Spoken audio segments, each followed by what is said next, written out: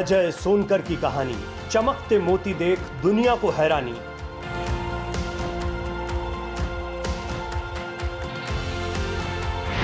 तीन दशक पहले शुरुआत, मुश्किल हालात, लगन से रचा इतिहास।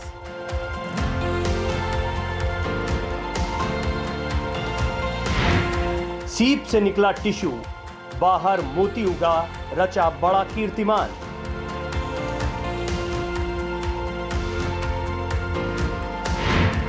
जापान, अमेरिका हैरान, सोनकर की कामयाबी पर भारत को अभिमान।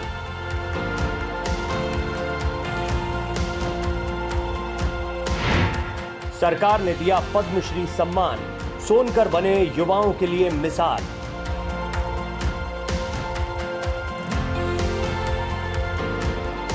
ना न्यूक्लियस का रॉ मटेरियल जापान में पाया जाता है, ना ही बहुत ही प्रोमिनेंट मरीन ऑयस्टर्स की स्पीसीज वहाँ पाई जाती है कि ऑयस्टर्स यहीं पाए जाते हैं और कहीं पाए नहीं जाते।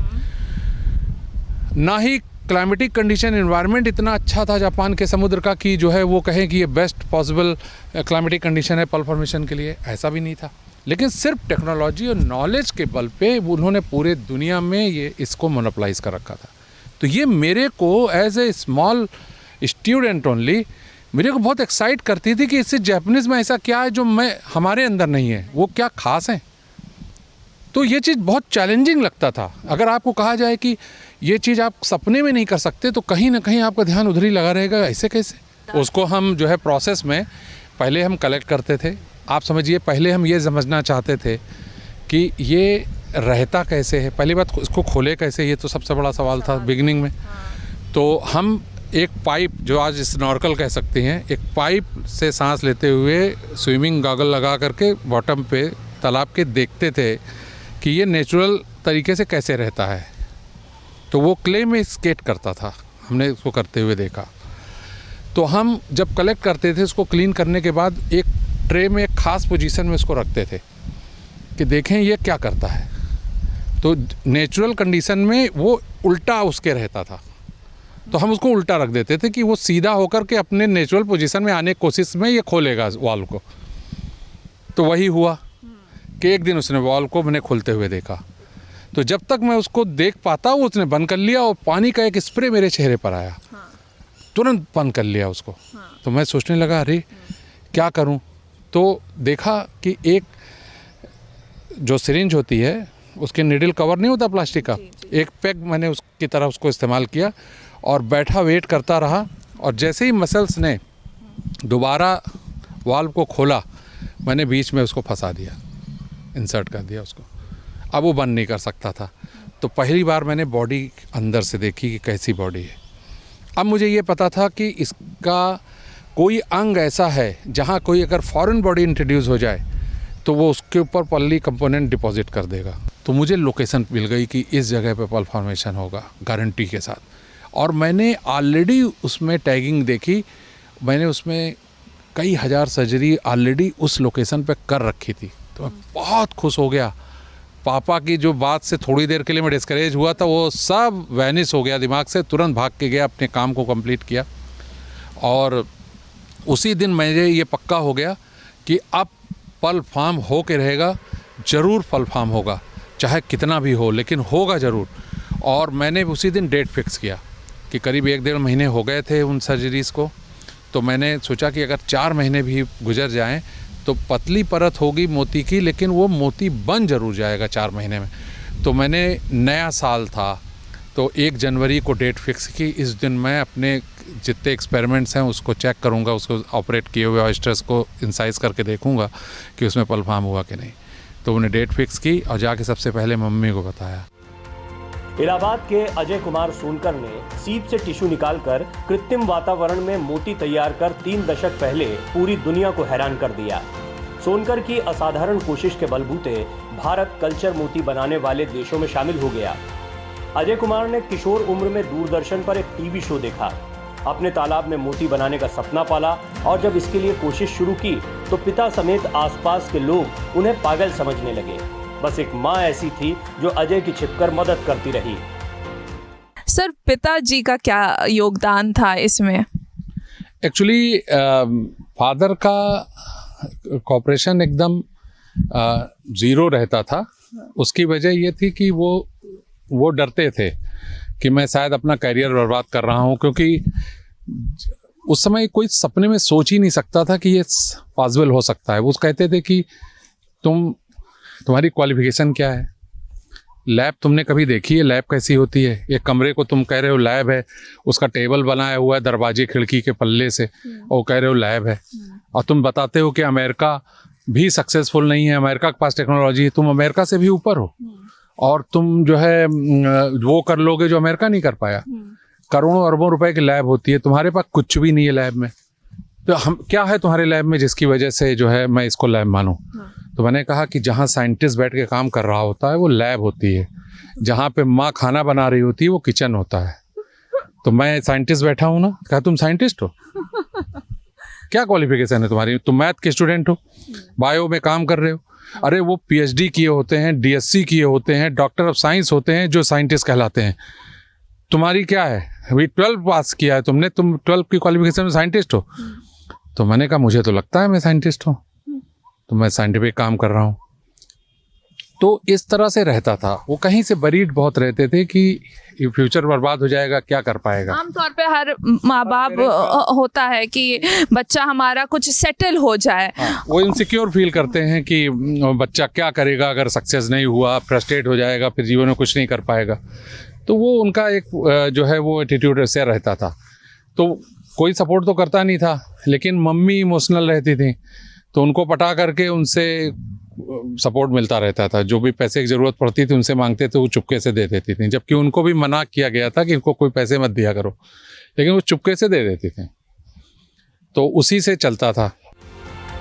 लेकिन मोती उगाने का बीज सोनकर के दिल में इस कदर घर कर गया था कि उन्होंने सभी को नजरअंदाज करते हुए खुद को अपने मिशन में पूरी तरह झोंक दिया। तकनीकी और वैज्ञानिक मदद के लिए जब उन्होंने सरकारी कार्यालयों की खाक छानी तो वहां बड़ी तनख्वाह लेने वाले अधिकारी भी अजय सोनकर पर हंसकर उन्हें ऑफिस से निकाल देते। आपके शहर के लोगों ने कब जाना ये बात? हाँ, तो वो जब समय आया उसका हार्वेस्ट का, तो हम पल्प एक्सट्रैक्ट किया, उसके अंदर पल्प फॉर्मेशन हो गया। तो वी आर वेरी हैप्पी। पापा की हालत ऐसी थी कि समझ में नहीं आ रहा था कि वो क्या कहें, वो उनको विश्वास ही नहीं हो रहा था। बार बार वो हाथ में पल को रखते थे, जब पहला पल आया हाथ उनके हाथ, मुट्ठी बंद करते खोलते देखते रहे। और उसके बाद ये हुआ कि हम बहुत खुश थे। फिर ये हुआ कि किसको बताएं, कौन बिलीव करेगा। जो जिस सिचुएशन से गुजरे थे तो ये तो नामुमकिन सा था कि किसी से कहें वो मान जाए। वो भी इतने कम उम्र का लड़का ऐसा कर रहा है, कोई आविष्कार कर दिया, कैसे हो सकता है।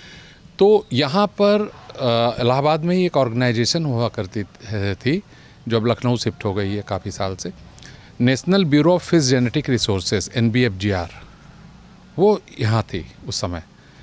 तो मैं वहाँ गया, तो वहाँ पर साइंटिस्ट थे डॉक्टर गोपालकृष्णन मेनन, उनसे भी मैं मिला था जानकारी लेते वक्त, तो वो जानते थे। तो उनसे मिला, मैंने उनको बताया सारा कुछ कि ऐसे ऐसे था, मेरा पल बन गया उसमें। तो वो सरप्राइज़ हुए कि ऐसे कैसे, ही वॉज वेरी सरप्राइज्ड। तो वो अपने डायरेक्टर के पास लेके गए, डॉक्टर P दास नाम था उनका। तो कहा सर ये हैं, ये कुछ इस तरह की रिसर्च कर रहे थे, तो he has produce pearl in the fresh water mussel. तो कहा इम्पॉसिबल, ऐसा कैसे हो सकता है। तो मैंने कहा सर आप मेरी लैब चलो। क्या लैब, तुम्हारी लैब है? मैं कहा हाँ सर, वो आप चलो, आप देख लीजिए।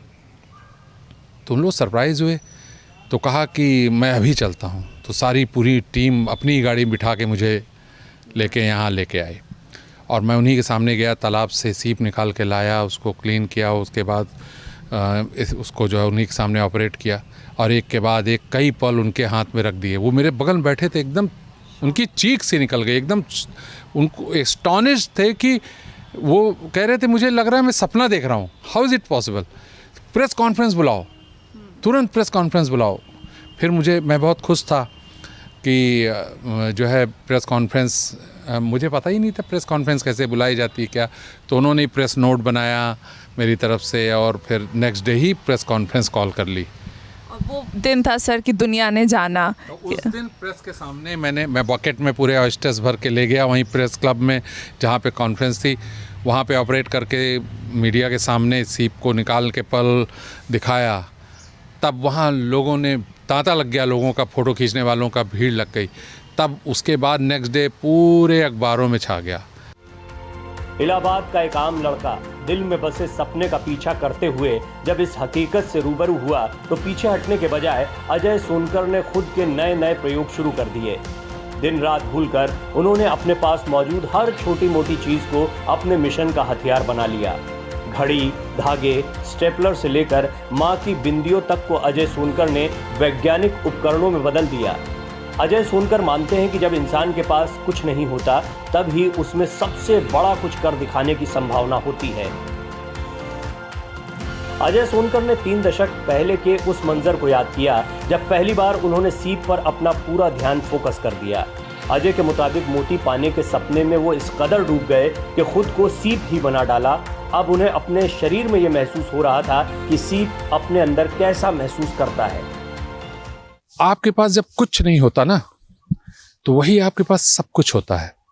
और ज्ञान के बारे में आपको बताऊं मैं तो सबसे बड़ा ज्ञान होता है कि आपको के अंदर ये योग्यता हो कि आप इस चीज को स्वीकार करके आगे बढ़ें कि मुझे कुछ भी नहीं आता, कुछ था नहीं, तो जो था उसी को मैं अपने काम के लिए कन्वर्ट करता था चीज़ों में। अब जैसे आप इस तरह सोचिए कि रात में जब पोस्ट ऑपरेटिव सर्जरी करने के बाद जब हम सीप टैंक में रख देते थे तो रात में उसमें सिलिकेट सस्पेंशन देना, कई बार पोटेशियम परमैंगनेट का ट्रीटमेंट करना होता था पानी का, और कि ताकि ऑक्सीजन लेवल बढ़ जाए और डिसइंफेक्ट हो जाए।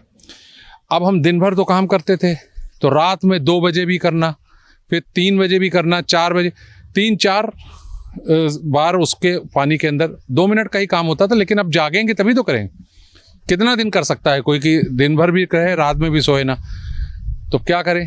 तो आपको शायद पता हो कि उस समय क्लॉक होती थी जो चाबी से भरी जाती थी अलार्म के लिए, वो 50-60 रुपए की एक मिलती थी, तो उसको मैंने 3 घड़ियां खरीदी।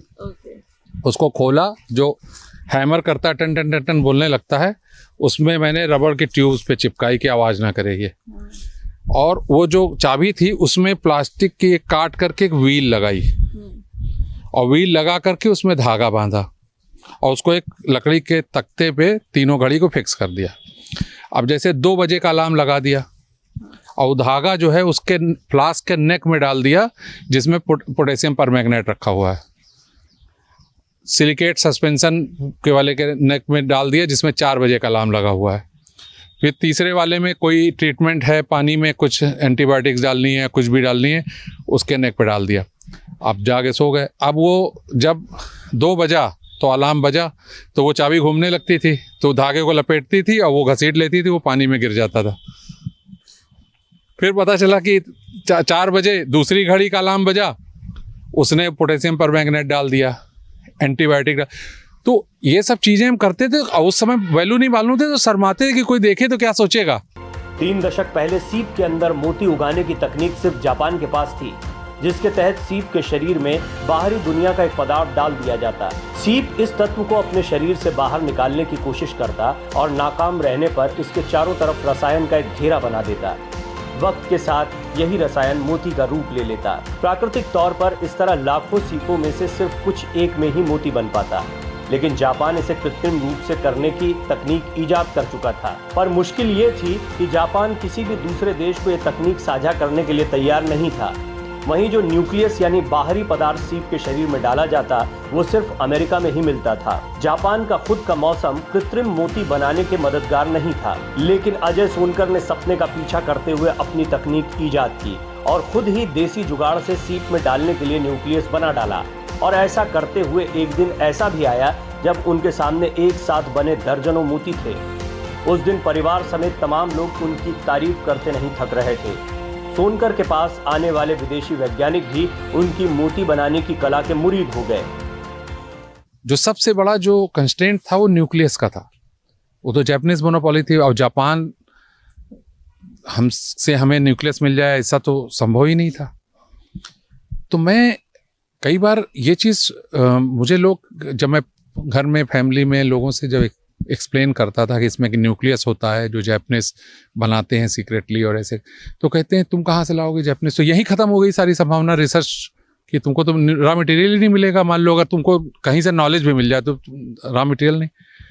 तो मैंने उसको जो पढ़ा था आर्टिकल फ्रेड वार्ड का, तो उसमें नेचुरल पल्प फॉर्मेशन के बारे में पढ़ा था कि नेचुरल पल्प तब बनता है जब एक्सीडेंटली कोई फॉरेन बॉडी उसके बॉडी के पर्टिकुलर पार्ट में इंट्रोड्यूस हो जाती है। पहले उसको वो रिजेक्ट करने की कोशिश करता है, और जब वो रिजेक्ट नहीं कर पाता तो उसके ऊपर पर्ली कंपोनेंट डिपॉजिट करता चला जाता है। अब वो फॉरेन बॉडी क्या है, वो जापान से लाया हुआ न्यूक्लियस तो है नहीं। अब नेचुरल पल्प तो वही किसी भी फॉरेन पार्टिकल पे फॉर्म हो रहा है। वो सेल टूट गया और वो फॉरेन बॉडी बन गया, उसके ऊपर पल्प फॉर्मेशन कर दिया। तो मैंने कहा मैं कोई भी फॉरेन बॉडी इंट्रोड्यूस कर दूं। तो शुरू में मैंने इसी तरह से कैल्शियम कार्बोनेट की कैल्सीफरस सब्सटेंस से मैंने न्यूक्लियस रिकॉन्स्टिट्यूटेड बनाया। नेचुरल कॉन्स्टिट्यूशन नहीं था, वो रिकॉन्स्टिट्यूटेड था। उसे पाउडर करके फिर उसको बाइंड किया मैंने वाइट सीमेंट के साथ, तो उसको यूज किया और उसमें सक्सेसफुली पल्प प्रोड्यूस हुआ। फिर बाद में हमने उनसे भी बेहतर न्यूक्लियस बनाया जापानीज का। अजय कुमार सोनकर ने अपनी खुद की तकनीक और कोशिशों से सीप के जरिए मोती हासिल करने का बड़ा कारनामा हकीकत में तब्दील कर दिया। लेकिन इस राह में अपने सपने में वो इस कदर डूब गए थे कि दिन रात और सुबह शाम का भेद भी उन्हें याद नहीं रहता। लैब में काम करते वक्त बाद में जब मुझे आपके जैसे प्रेस के लोग मिलते तो मेरे सामने ही खड़ी होकर के माइक पे कहते कि इतनी कठिन मेहनत किया इन्होंने, कठिन परिश्रम किया। तो मैं चुपचाप उनकी तरफ देखता था कि मैंने तो कभी मेहनत किया ही नहीं, क्योंकि मैं इतना उसमें इमर्स हो जाता था अपने काम में कि मेरे को टाइम का पता ही नहीं चलता था। जब आपको मेहनत का एहसास होता है कि हार्डवर्क मैं कर रहा हूँ, तो इसका मतलब कहीं से आपको सेल्फ डिनायल मोड पे हैं, आपको मतलब पसंद नहीं वो काम कर रहे हैं, तब आपको मेहनत लगती है। जब आप इंटरेस्टिंग चीज़ों में इन्वॉल्व हो जाते हैं तो आपको टाइम का पता ही नहीं चलता। तब आपको लगेगा मुझे थक गया मैं बात करते करते, कहा अरे नहीं मुझे तो पता ही नहीं चला बात करते करते इतना समय निकल गया। तो इसी तरह मैं काम जब करता था तो मुझे पता ही नहीं चलता था। मैं कई बार शाम को लैब से बाहर निकलता था और काम करते वक्त मैं इतना इन्वॉल्व हो जाता कि सब कुछ भूल जाता था। मुझे ध्यान ही नहीं, टाइम तो किसी चीज़ का रहता नहीं था। काम के हिसाब से मैं काम करता था कि जब काम की जो रिक्वायरमेंट है उस समय मैं हाजिर हूँ काम करने के लिए। तो कई बार मुझे समय का ही नहीं पता होता था इस समय कितना बज रहा है। अब जब घड़ी में देखते थे कि 5 बज रहा है तो ये नहीं समझ में आता था कि सुबह वाला 5 है कि शाम वाला 5 है। तो बाहर निकल करके देखने की कोशिश करता था कि पता चले कि ये सुबह वाला है कि शाम का। किसी से पूछे तो वो हंसे। भारत सरकार ने अजय कुमार सोनकर को उनकी असाधारण खोज के लिए पद्मश्री सम्मान से नवाजा। वहीं दुनिया के दिग्गज वैज्ञानिकों ने भी उनके काम से बड़ा सबक हासिल किया। अजय कुमार सोनकर की वजह से आज भारत कृत्रिम मोती बनाने वाले देशों में आगे खड़ा है। हालांकि अजय कुमार सोनकर को इस मंजिल पर पहुंचने के लिए सैकड़ों चुनौतियों से अकेले ही लड़ना पड़ा। सर आपका जो लैब है वो देखना चाहेंगे हम।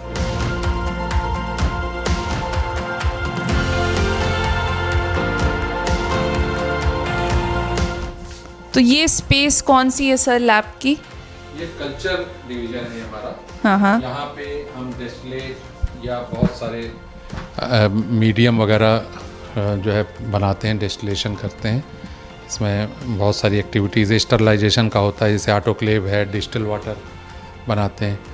तो जो यूज़ होती है बहुत सी चीज़ें यहाँ पे करते हैं। जैसे ये फोटोसिंथेसिस का काम भी यहाँ पे होता है।